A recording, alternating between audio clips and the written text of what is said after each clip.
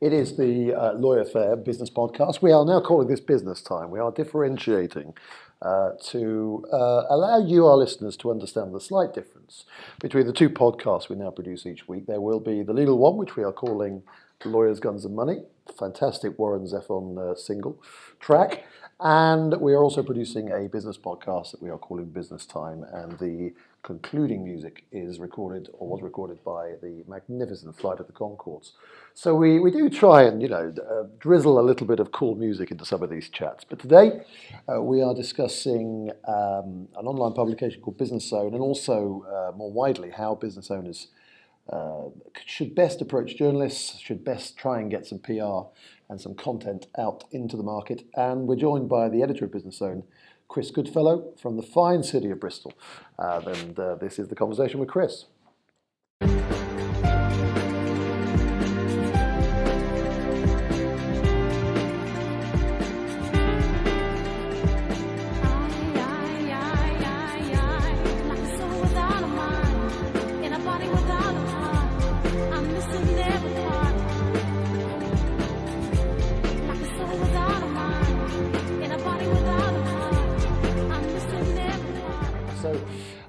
So listen, Chris, thank you so much for joining us from the fine city of Bristol, home of Banksy, massive attack, and Ian Holloway, who is a particular fan of. I'm a particular fan of. But thanks for joining us, Chris. No problem.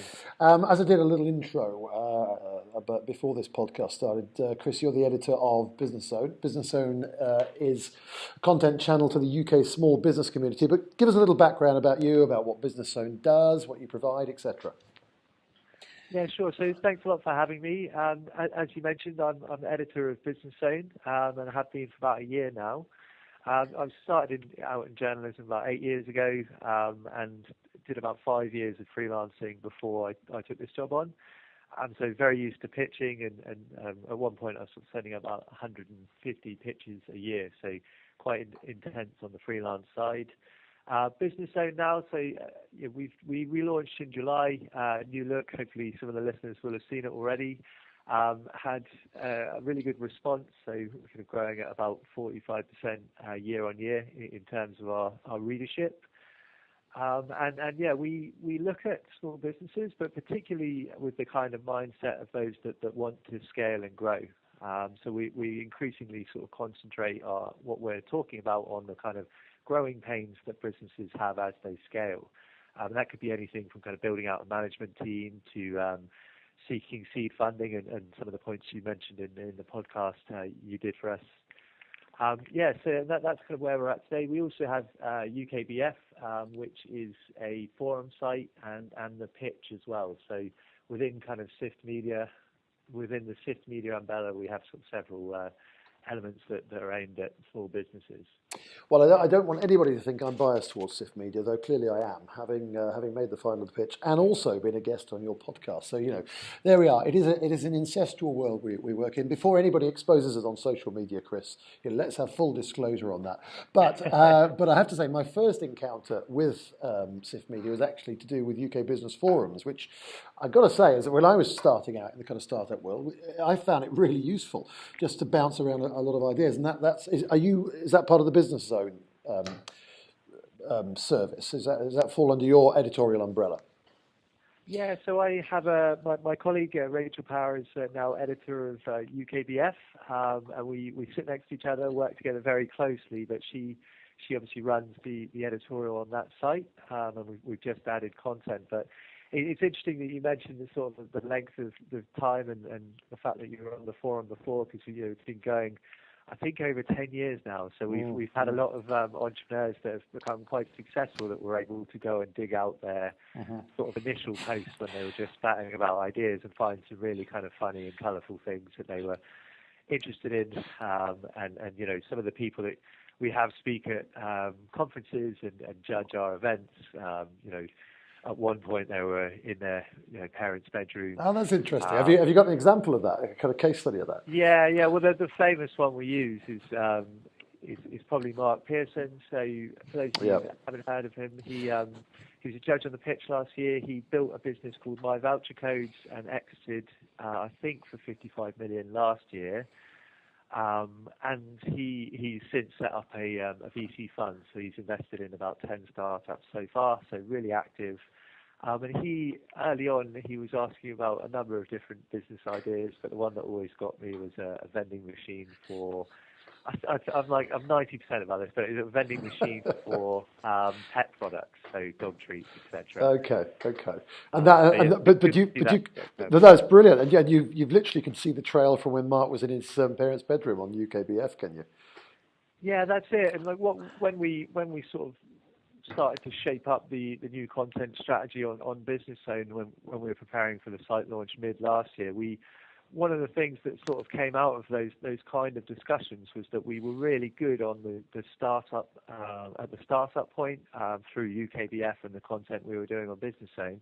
What we lacked was kind of as people were pushing out of that startup phase and really starting to get traction and build up employee count and all of the different things that come along with that. So we are trying to cover more of that sort of business growth curve. And that's where Business Zone has fitted in, taking up that slack to some extent.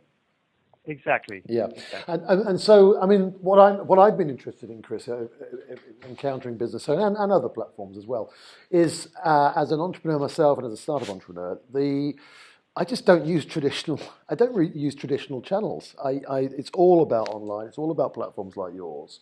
And it's a really fantastic shift across, and I mean the benefits are clear to me. But what are the key benefits for a business, a startup, or an established business for looking at or working alongside someone like Business Zone? Yeah, so maybe take the point about sort of the evolution of media first of all. I mean, I think it's clear to everyone that things are shifting to online, and it's been that way for the last sort of 5 years in a very serious manner. And often now, before we used to talk about having a digital strategy. Well, now the strategy is digital. There's no point in even calling it that. If you're doing anything in print, it's probably an aside for a lot of businesses. Yeah, no, I think seen that in my own experience as well. I mean, I did used to cut out clippings of all the print, different newspapers and things like that. I haven't really kept that portfolio going because I haven't written anything in print for probably 2 years plus now. So it's really interesting in my own career to have seen that shift and just the complete sort of budget that fell out of print. I think in terms of sort of working with us or any publication, I'd say that for even the traditional media, I think there's a lot that startups and small businesses can get if they can get sort of exposure in those publications. I think that you really got to go into it knowing what your aim is. So for example, if you're just interested in getting a product in front of a consumer, the important question, the sort of first question you need to ask is, what are my potential customers reading? And you might indeed find that the local newspaper is the best and easiest route to those customers, or you might find it's a publication like ours. And there are other motivations as well. So aside from sort of raising profile and brand and trust in front of consumers, some of the businesses we work for that write for us are going through various sort of seed stage and even Series A investment rounds, and they're very keen to raise the profile of what they're doing and their own sort of personal brand. So it's about raising the visibility of what you're doing as an entrepreneur, and I think that's a really powerful thing, both when you're looking for funding and generally. I think we've all sort of shifted over the last few years into realizing that our personal brands are quite powerful things, whether you're a journalist and an entrepreneur or whatever side of the fence you sit on. Absolutely. And another, I mean, we're going to just wrap this up, Chris, because the listeners won't realise, but I was delayed on getting through to Chris. The joys of technology, I had a bit of an issue. So we're fairly short on time, I know, Chris. But I'd like to wrap up just in terms of having experienced life as a freelance journalist as well as the editor of Business Zone. How does a startup and an entrepreneur or business of any size, I suppose, approach journalists? What are the things not to do, perhaps, as well as the things to do that give you the best chance of getting some exposure and some PR oxygen? Yeah, so I think definitely start with the question of who you want to reach and why. So, is it customers, is it investors, whomever, what are they reading, and get a target list together.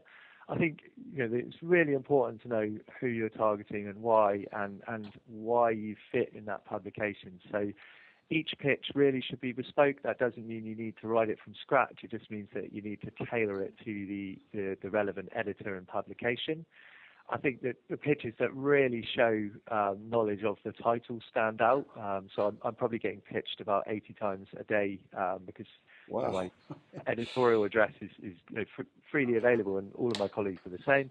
I'd say probably 90% of them are generic pitches that are sent to sort of 200 odd email addresses or thousands or whatever it is. So if somebody really demonstrates immediately that they know the publication and why they're relevant, that will just immediately set you above everybody else. And I'm assuming, Chris, you can spot the generic email almost immediately.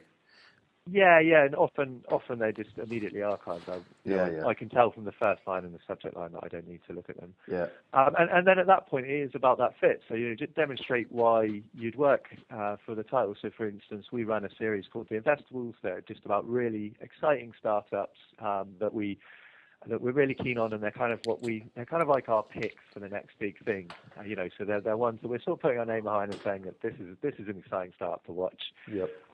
If you mentioned that section and kind of said why you're relevant, and you kind of had a good feel for the fact that your business was similar to the other people that we've featured in the past, and that came across in the pitch, that would be really compelling. Mm-hmm. So that's a great point. And also just identify your target in terms of the person on a publication. So obviously I work in quite a small team, but if you're going to try and gun for something like The Guardian, really work out the exact journalist and editor you need. Like a general editor or address will rarely work. All of that info is out there as well, between Twitter, LinkedIn, and newspaper websites. You can immediately find, and perhaps even a cheeky call to the switchboard, you can immediately find the exact person you need and really be targeted about them. And talk about cheeky. I mean, does flirting with you on social media, does it? It's obviously obviously not in the real. I realise this. Yeah, I mean, I think that when you think, and I have to reach out to people as well, right? So I'm still going through the pitching process myself if I want to land like a new columnist or something like that. And I think the way we think about that process and the way we buy into things, whether it's accepting a pitch for an article, whether it's buying a product, it's all about sort of touch points, right? So we don't buy or get convinced just on one email or one phone call or one interaction. If you can somehow find a way to work in several touch points, throughout that process, so it's great. And one of them could be, tweeting that you really like something somebody's written. One of them could be, connecting on LinkedIn after you've talked to them. One of them could be meeting them at an event. And I'm not saying you need to put that much rigorous work into everybody you pitch, but any sort of quick and easy win opportunity to get another touch point would be great. Well, really worth doing. Well, listen, Chris, don't be surprised if you suddenly find your Twitter timeline full of retweets from LawyerFair colleagues. You may suddenly find yourself the most popular editor in the world from LawyerFair. But listen, thank you so much for your time. It's really interesting stuff. And I mean, a business owner, what kind of reach have you got? So we're getting up to about 80,000 unique readers every month. Mm-hmm. So I think, in the wider business context, we're quite small, but we are, the vast majority of our readers are owners of businesses and entrepreneurs. So, it's a niche, or it's a big publication for that niche, and we're really proud of that. And and we've got 49,000 Twitter followers, and we're growing quite fast at the moment. Excellent. So, and I know there are also plans afoot for a slightly remodeled pitch this year. The 2016 event is going to be in London this year, I think. Is that right? The final is going to be in London. Yeah, that's it. So we've obviously a Bristol-based business. Really proud of working in the Southwest, but we are going to mix up this year and have the final in London. We're also going to have a top 250 rather than 100. Okay. And for those of you that don't know the pitch, I mean, the whole thing isn't just a pitching competition. It isn't just turn up, pitch, and leave. That 250 entrants are put through a program of business support and mentorship, including boot camps. So it's all about not just you pitching at the end, but it's all about the process of helping you with your business plan, marketing, finances, and pitching, so that by the time you get to the final in London, if you get there, you're not just pitching, you're not just jumping in the deep end. You really have developed your business, and we've kind of helped you with that. Yeah, well, we loved it last year, and there were lots of reasons why we got benefit from it. But the best one, frankly, Chris, was the other entrepreneurs around, the other startups. You know, there's some really great businesses there, and we've made some connections from the process over and above, you know, making the final and being cruelly denied victory. Obviously, we enjoyed it thoroughly. Chris, thank you very much again. We shall put links at the bottom of the podcast to the Business Zone site and also to the pitch. And say hello to all of my friends and colleagues over there in Bristol. Perfect. Thanks so much, Andrew. Thanks, Chris. All the best. Cheers. It's business. It's business time. Business hours are over.